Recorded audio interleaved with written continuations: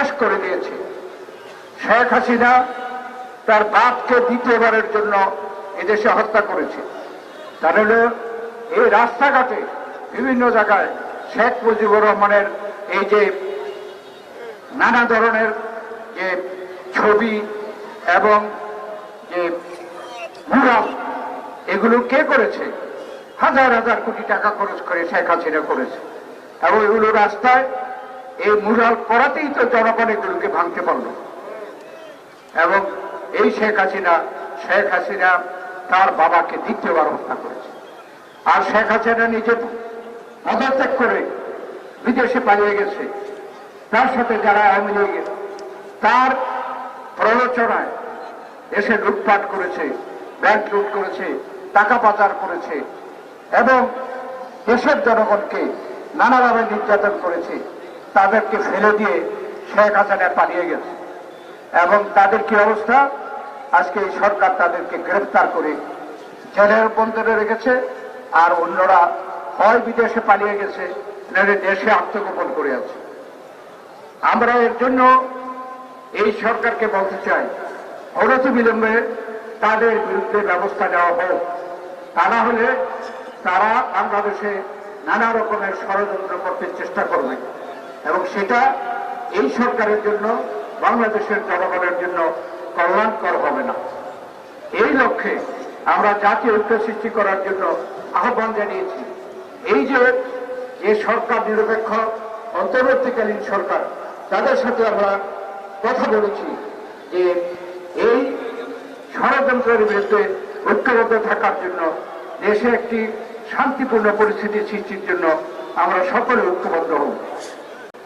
আমরা বাংলাদেশকে ভবিষ্যতে কিভাবে পরিচালনা করবে, বাংলাদেশে শেখ হাসিনার আমলে যে অন্যায় অত্যাচার হয়েছে, দুর্নীতি হয়েছে, খুন হয়েছে, লুট হয়েছে, এগুলোকে যারা বন্ধ করা যায়, তার জন্য কিন্তু আমরা আজকে থেকে ১.৫ বছর আগেই আমরা ক্ষমতায় গেলে কি কি সংস্কার করব তা ৩১ দফার মাধ্যমে আমরা প্রকাশ করেছি, আপনাদের কাছেও পৌঁছিয়েছি।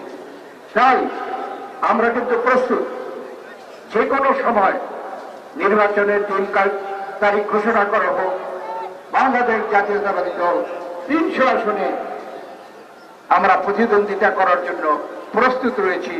আপনারা জানেন 2018-তে একটি অত্যন্ত খারাপ পরিস্থিতিতে আমরা বাংলাদেশ জাতীয়তাবাদী দল নির্বাচনে গিয়েছিলাম এবং এই দাউদকান্দির জনগণ, বিএনপি অঙ্গ সংগঠনের নেতৃবৃন্দ সকল ষড়যন্ত্রকে মোকাবেলা করে এই ধানের শীষে আমাকে কিন্তু আপনারা নৌকা থেকে অনেক ভোট ব্যবধান আমাকে পাশ করেছিলেন।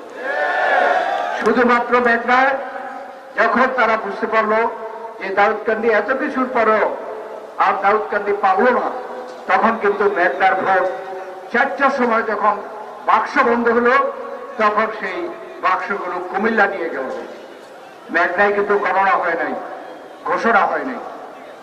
তো এখন কথা হচ্ছে যে তারা এখনো ষড়যন্ত্র করছে নানাভাবে, কিন্তু আমরা বলতে চাই এদেশের জনগণ এখন বাংলাদেশে একমাত্র মনে করে যে বাংলাদেশ জাতীয়তাবাদী দলই জনগণের একমাত্র বিশ্বাসযোগ্য এবং জনপ্রিয় দল। কেননা 4 আগস্ট এবং 5 আগস্টের দুইটি হত্যাকাণ্ড, দুটি আমাদের তরুণ ছোট ভাই জীবন দিয়েছে, তাদের আত্মীয় স্বজন মামলা করেছে, এখন পর্যন্ত মামলার গুরুত্বপূর্ণ আসামিরা গ্রেপ্তার হয় নাই। তাই আজকে বাংলাদেশে কিন্তু নানা ষড়যন্ত্র চলছে। এই ষড়যন্ত্রগুলো আপনারা দেখছেন, আমরা কিন্তু এগুলো আশা করিনি। যারা পতিত সরকার, যারা ফেসিবাদ এবং স্বৈরাচার ছিল, তারা কিন্তু বিদেশে পালিয়ে গেছে, আর অনেকে বাংলাদেশে বিভিন্ন স্থানে পালিয়ে আছে। তারা আজকে ষড়যন্ত্র করে বাংলাদেশে অশান্তি সৃষ্টি করতে চায়। আমরা পরিষ্কারভাবে বলতে চাই যে বাংলাদেশে আমরা বিগত 15 বছর যাবৎ শান্তির জন্য এবং দেশে সুশৃঙ্খল পরিস্থিতি সৃষ্টি করার জন্য আমরা আন্দোলন করেছি। আজকে যে সময়ে আজকে আমরা এই সমাবেশ অনুষ্ঠান করছি, এই সময়টা বাংলাদেশের জন্য অত্যন্ত গুরুত্বপূর্ণ। এই জন্য যে বাংলাদেশে আজকে একটি নিরপেক্ষ এবং নির্দলীয় অন্তর্বর্তীকালীন সরকার দেশ পরিচালনা করছে। কেন এই সরকার আসলো আপনারা সকলেই জানেন। আমরা বিগত 15 বছর বাংলাদেশ জাতীয়তাবাদী দল এবং আমাদের সাথে আরো দল মিলে দেশে গণতন্ত্র ফিরিয়ে আনার জন্য, দেশের স্বাধীনতা সার্বভৌমকে এখানে সুরক্ষা করার জন্য, দেশে বিভিন্ন অন্যায় অত্যাচার, নির্যাতন, নিপীড়ন, ঘুষ, লুট, তার থেকে দেশকে রক্ষা করার জন্য আমরা 15 বছর আমরা বিএনপি আন্দোলন করেছি। এবং তার জন্য আমাদের নেত্রী, আমাদের ভারপ্রাপ্ত চেয়ারম্যান তারেক রহমান এবং আমাদের মতো সিনিয়র লোকদেরকে শেখ হাসিনার স্বৈরাচারী ফ্যাসিস্ট সরকার আমাদেরকে নানাভাবে নির্যাতন করেছে। বেগম খালেদা জিয়াকে অন্যায়ভাবে মিথ্যা মামলায় শাস্তি দিয়েছে, তারেক রহমানকে অন্যায়ভাবে মিথ্যা মামলা দিয়ে শাস্তি দিয়েছে এবং সে বিদেশ থেকে দেশে ফিরতে পারেনি। আর আমাদের নীতি সিনিয়র নেতাদের এমন কেউ নাই, এবং আমাদের তৃণমূল নেতা পর্যন্ত, সেই স্থায়ী কমিটি থেকে শুরু করে আমাদের ইউনিয়ন ওয়ার্ড পর্যায়ের নেতৃবৃন্দ এমন কেউ নাই যারা মিথ্যা মামলার শিকার হয় নাই।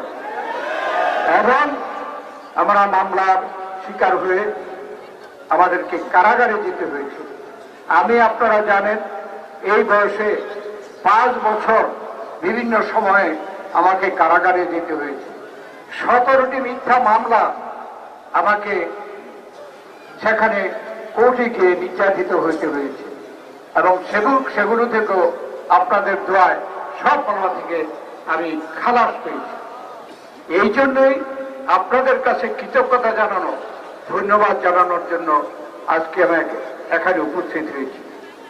এই 2024 জুলাই এবং আগস্টে এদেশের যে জনগণ এবং বৈষম্য বিরোধী ছাত্র আন্দোলনের সাথে যারা জড়িত, এই ছাত্র জনতা মিলে অভ্যুত্থান সৃষ্টি করেছে।